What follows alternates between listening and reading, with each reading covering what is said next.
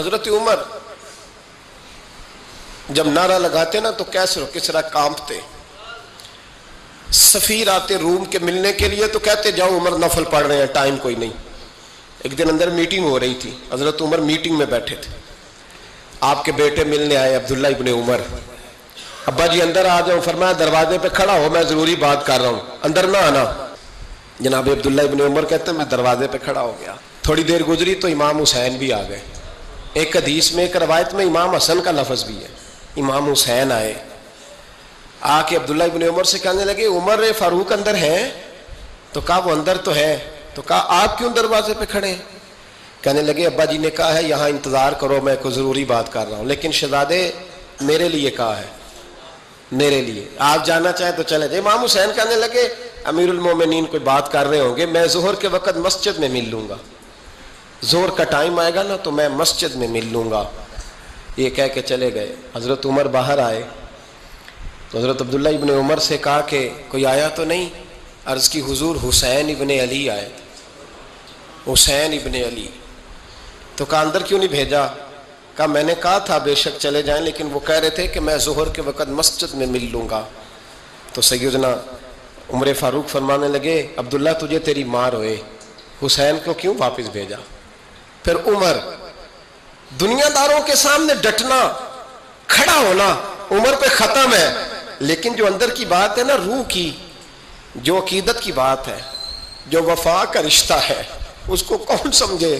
یہ جو روح کی مجبوریاں ہیں، یہ جو وفا کی مجبوریاں ہیں، اسے لوگ کیا سمجھیں؟ انہیں کیا پتا کہ مرشد کے بیٹے کے پیر چومنے میں حسن کیا ہوتا ہے. انہیں کیا پتا کہ جب استاد کا بیٹا گھر میں آتا ہے تو دل کرتا ہے مکان بیچ کے اسے دے دیں، اس کے باپ کی نیکیاں بڑی ہیں. جناب عمر فاروق دوڑے گئے، امام حسین کے دروازے پہ دستک دی. امام حسین باہر کہا شہزادے یار ملنے آئے تھے تو بغیر ملے کیوں آ گئے؟ عرض کی کہ آپ مصروف تھے، آپ کے اپنے بیٹے بھی دروازے پہ کھڑے تھے تو میں واپس آ گیا. امام حسین کہتے عمر جذبات میں آ گئے، سر سے پگڑی گر گئی. کہنے لگے حسین میرے بیٹے کا اور حسین کا کیا مقابلہ؟ کیا اس کی ماں کا نام فاطمہ الزہرا ہے؟ کیا اس کی نانی کا نام ختیجۃ الکبریٰ ہے؟ کیا اس کے نانے کا نام محمد مصطفیٰ ہے؟ اور پھر سر سے پگڑی اتری تھی، اپنے بال زور سے پکڑ لیے. کہنے لگے حسین میں نا مکے میں اونٹ چرایا کرتا تھا اور ڈنڈوں سے مار کھاتا تھا اپنے باپ سے. یہ جو آج ساری دنیا میں عمر کے نعرے لگتے ہیں یہ تیرے نانے کا صدقہ ہے. شہزادے میری وفا اور میری وفا میں جب تیرا دل کرے نا دوڑ کے آ جایا کر. عمر تو نو. ایک دن امام حسین نے آ کے نا جناب فاروق اعظم سے کہا، خطبہ دے رہے تھے بچوں کی طبیعت شروع میں، پتہ نہیں کیا بات آئی امام حسین کے دل میں. کہنے لگے عمر نیچے اترو، یہ میرے نانا کا ممبر ہے. تو حضرت سیدنا عمر سنو، کبھی میرا بھی بچہ آ جائے تو میں کہتا ہوں اس کو پکڑو یار، بچوں کو تو نہیں نا جمعوں میں مطلب ذکر کیا جاتا، اترنا میرے نانے کا ممبر ہے. جناب عمر اتر کے نیچے کھڑے ہو گئے تو کہا جا کے اپنے نانے کے ممبر پہ بیٹھ. تو حضرت عمر رو پڑے. کہنے لگے شہزادے میرے نانے کا ممبر ہی کوئی نہیں ہے ہی نہیں، یہ ممبر یہ مصلی یہ تیرے نانے کی شان ہے، میرے نانے کا کوئی ممبر نہیں، تیرے ہی نانے کا ممبر ہے.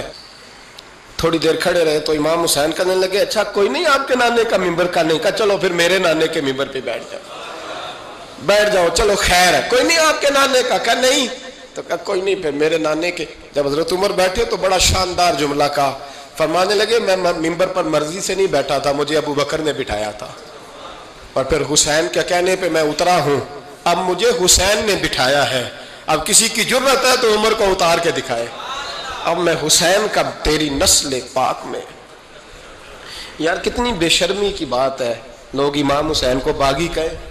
وہ حضرت امام اعظم ایک باغ میں بیٹھے تھے، شاگرد ساتھ تھے، تو کتابیں بکھری ہوئی تھی، کچھ لکھا جا رہا تھا، بکھری ہوئی تھی کتابیں. امام محمد بھی بیٹھے تھے، امام ابو یوسف، کئی اور شاگرد بیٹھے تھے. تو جب لکھتے ہیں نا یہ لوگ تو حوالوں کی تلاش ہوتی ہے، کتابیں بکھری ہیں، صفحے بکھرے. بچے گیند کے ساتھ کھیل رہے تھے تو گیند اچانک باغ میں آئی تو ایک چھوٹا سا بچہ گیند لینے آیا تو امام اعظم اٹھ کے کھڑے ہو گئے. وہ بچہ گیند لے کے چلا گیا, کتابیں ساری پھر بکھر گئیں, جو گود میں رکھی ہوئی تھی وہ بھی نیچے گر گئیں, کچھ صفحے بھی گر گئے. تھوڑی دیر کے بعد وہ بچہ چلا گیا, امام صاحب بیٹھ گئے, پھر آیا, گیند گری آ کے باغ میں, تو وہ پھر بچہ لینے آیا, وہی بچہ. امام صاحب پھر کھڑے ہو گئے. وہ کئی بار آیا, جتنی بار آیا کھڑے ہو گئے.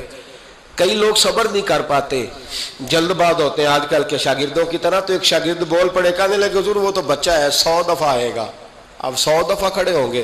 فرمایا تو 100 کی بات کرتا ہے, یہ 1000 دفعہ بھی آیا تو میں کھڑا ہوں گا. کہا حضور بچہ ہے آپ کیوں کھڑے ہو گئے؟ فرمانے لگے معمولی بچہ نہیں, میرے استاد کا پوتا ہے. تو جس نے مجھے اللہ رسول کا نام بتایا اس کا پوتا ہے تو میں کھڑا نہ ہوں. اگر استاد کے پوتے کا یہ ادب ہے تو بتاؤ محمد عربی کے نواسے کا کیا ادب ہے؟ رسول اللہ صلی اللہ علیہ وسلم. لوگ سمجھتے ہیں ہم قائل نہیں ہیں وہ والی شہادت بیان کرنے کے جس میں کہتے ہیں ہائے حسین تو سکینہ تو زینب. ہمارے بزرگوں نے ہمیں یہ سبق, ہمارے بزرگوں نے ہمیں بتایا کہ امام حسین کی شہادت اس طرح بیان کرو کہ نوجوانوں میں جذبہ جہاد پیدا ہو, عورتیں صبر کا پہاڑ بن جائیں. اس طرح شہادت ہم وہ والی. لیکن ایک بات ضرور ذہن میں رکھیں, یہ جو لوگ کہتے ہیں نا بڑے مظلوم تھے پانی نہیں آ سکا, میرے سے حوالہ دیکھے جس نے دیکھنا ہے, میرے سے حوالہ دیکھے. میرے سے حضرت امام حسین میدان کربلا میں تھے تو تھوڑی سی جگہ کھود کے نا امام حسین نے تو خندق کھودی. خندق کھودنا عرب کا رواج تھا, مدینے میں بھی خندق کھودی گئی, اس کا نام ہی جنگ خندق. تو خندق کھود کے نا آگ جلائی جاتی تھی, یہ حفاظت کا ایک ذریعہ تھا تاکہ دشمن نہ آئے. تو امام حسین نے اپنے خیمے کے سامنے خندق کھود کے اس میں آگ جلائی تاکہ پردہ رہے, عورتوں کے پاس کوئی دشمن نہ آئے. تو ایک شخص سامنے کھڑا ہو کے کہنے لگا حسین تو نے دنیا میں ہی آگ جلا لی ہے.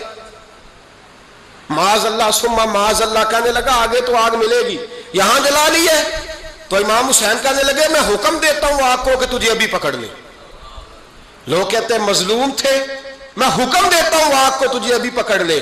یہ لفظ امام حسین نے کہے. میں 3 کتابیں تو میری لائبریری میں ابھی ہیں جن میں حوالہ ہے, 3 کتب سے, اور آج کل پرسوں کی کتاب نہیں, سینکڑوں سال پرانی. جب کہا نا میں حکم دیتا ہوں تو وہ آدمی گھوڑے سے نیچے گرا, گھوڑے سے نیچے گرا, اور گھوڑے کی رکاب کے اندر اس کا پیر الجھا.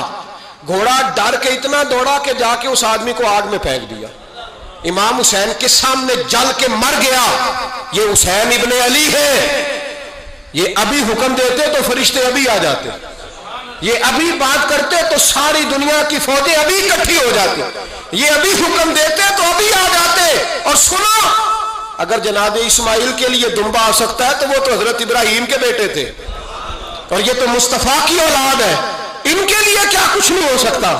لیکن امام حسین نے پسند کیا تھا کربلا کے جہاد کو, اس کو پسند کیا تھا مولا علی نے, وہ اپنی پسند پہ تھے. کوئی آدمی اس طرح نہ بیان کرے کہ بڑے مظلوم تھے تو بڑی مشکل میں تھے تو بڑا روتے تھے بڑے, اور کوئی شخص ایسی بات. یہاں تو تماشا لگ گیا ہے, تماشا لگ گیا ہے. ایک وہ ہے جو آج کل کہہ رہے بس جی وہ تو 2 شہزادوں کی جنگ تھی, انہیں بھی شرم نہیں آتی, اور ایک ممبروں پہ چڑھے ہوئے ہیں, چہرے پہ داڑھی کوئی نہیں, سر پہ ٹوپی کوئی نہیں, بازاری سا انداز ہے, کبھی دوڑ کے ادھر جاتے ہیں, کبھی بھاگتے ہیں, کبھی کہتے ہیں اونچا بولنا, پیروں پہ کھڑا ہونا. یہ لوگ بیان کریں گے امام حسین کی بات, یہ لوگ بیان کریں.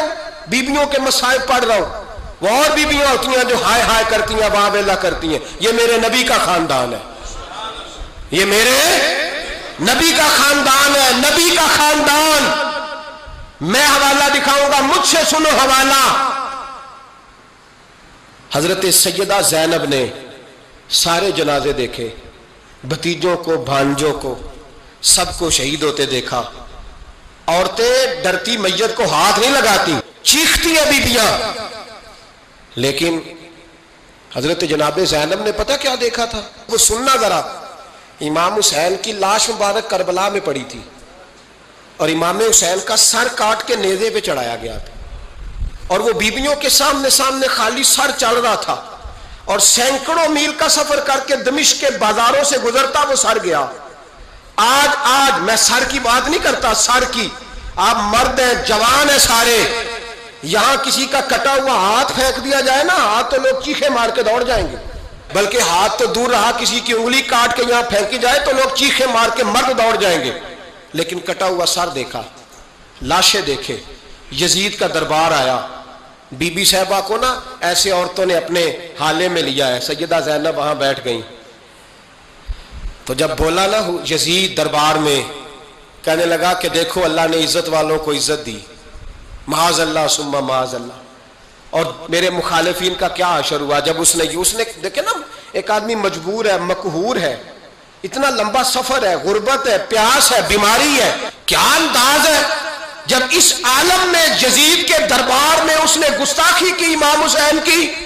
یہاں لوگ کہتے ہیں کسی کو کچھ نہ کہو، کیوں نہ کچھ کہیں، جو سیدنا امام حسین کے بارے میں بات کرے گا زبانیں کھینچیں گے اس کی، جو صحابہ کے بارے میں بات کرے گا ہم کرنے دیتے ہیں؟ یہ کیا بات ہوئی؟ گستاخی کرنا، بے ادبی کرنا، یہ کون سا دین ہے؟ یہ تو تم بے دینی پھیلا رہے ہو۔ سنو، جب اس نے بے ادبی کی تو سیدہ زینب چپ نہیں رہی، بلکہ حضرت زینب بولی اور کھڑی ہوئی، اور آپ نے تلاوت کی قرآن مجید کی اور آیتیں پڑھی، کہنے لگی وَتُعِزُّ مَن تَشَاءُ وَتُذِلُّ مَن تَشَاءُ بِیَدِکَ الْخَیْرُ، اور آپ فرمانے لگی یزید تو کہتا ہے تیرے مخالفین پسپا ہو گئے، تجھے عزت ملی؟ آپ فرمانے لگے یہ تیرا دربار ہے نا، یہ تیرا سجا ہوا ہے نا، تیرا اس وقت ڈنڈا چلتا ہے نا۔ فرمانے لگی چند سال ٹھہر جا، تیرے اوپر لوگ لعنتیں برسائیں گے، اور فرمایا جب جمعے پڑھے جائیں گے تو لوگ میرے حسین کے نام کے خطبے پڑھیں گے۔ فرمایا آج یہ تیرا دربار ہے نا۔ حضرت نعمان بن بشیر صحابی رسول تھے، وہ کہتے ہیں میرے قریب ایک نابینا صحابی بیٹھا تھا، سنو سنو حوالہ میں دکھاؤں گا، کہنے لگے میرے قریب اس وقت یزید کے دربار میں ایک نابینا صحابی بیٹھے تھے، جب بی بی زینب نے یہ بات کی نا تو وہ نابینا صحابی میرا ہاتھ پکڑ کے کہنے لگے نعمان علی آ گئے، یہ تو علی کی آواز ہے، علی آ گئے، جبریل امی بول رہے ہوں جیسے، حکمت کے گوہر رول رہے ہوں جیسے، دربار دمشق میں وہ زینب کا خطاب منبر پہ علی بول رہے ہوں جیسے، کہنے لگے علی آ گئے، علی، یہ تو علی کی آواز ہے۔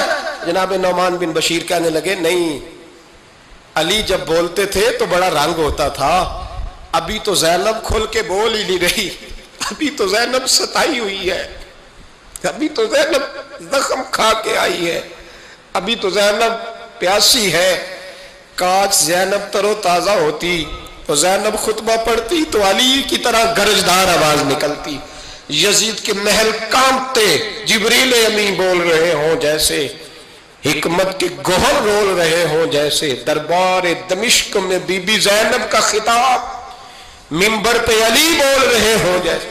وہ مسکینوں کی طرح منتیں نہیں کر رہے تھے، ہائے پانی ان کا مزاج ہی نہیں تھا، بلکہ وہ دلیر لوگ تھے، دلیر، اور بر موقع بر محل بولتے تھے۔